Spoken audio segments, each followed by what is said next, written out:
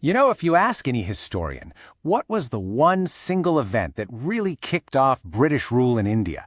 The answer you'll almost always get is the Battle of Plassey in 1757. But the real story of what went down that day?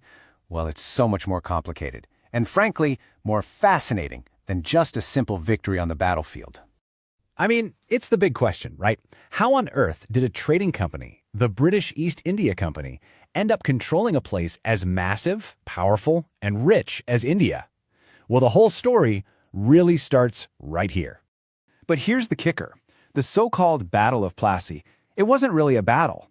Not in the way we think of one anyway. It wasn't about strategy or who had the better army. Nope.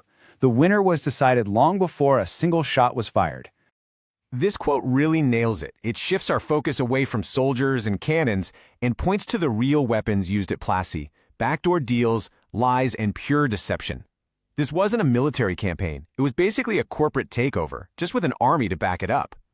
So why all this drama for just one province? To really get the conspiracy, you first have to understand what was at stake. We need to talk about Bengal.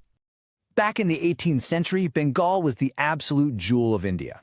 It was mind-bogglingly wealthy. We're talking incredibly fertile land, a world-famous textile industry cranking out luxury goods like muslin and silk, and a really solid system for collecting taxes.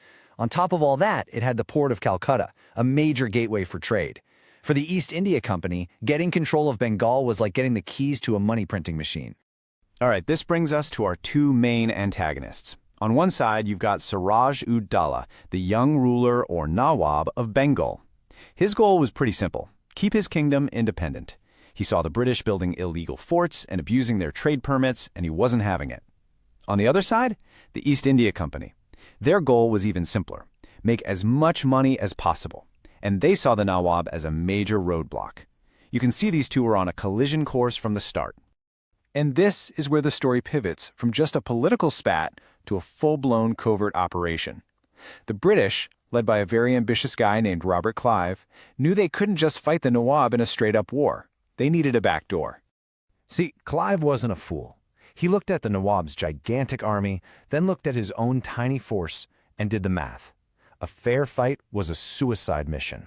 So if he couldn't win with brute force, he'd have to win with bribes and betrayal.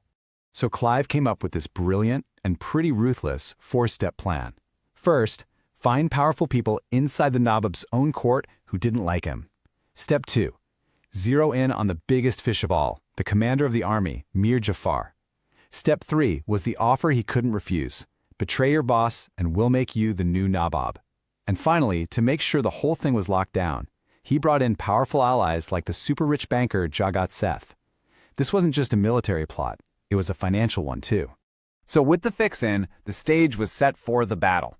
And I'm putting that in air quotes because really it was just the public performance of a deal that was already done behind closed doors.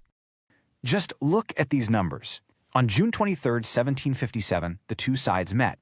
Siraj-ud-Daulah had an army of about 50,000 men. Robert Clive had 3,000. On paper, this isn't a battle. It's an annihilation. It's a mismatch of epic proportions. But, of course, the numbers meant absolutely nothing. The game was rigged. The fate of Bengal wasn't going to be decided by brave soldiers, but by a secret deal. And, you won't believe this, a stroke of really bad luck with the weather. Here's how it all fell apart for the Nawab. The fighting starts in the morning. Then, around 11 a.m., a massive downpour hits.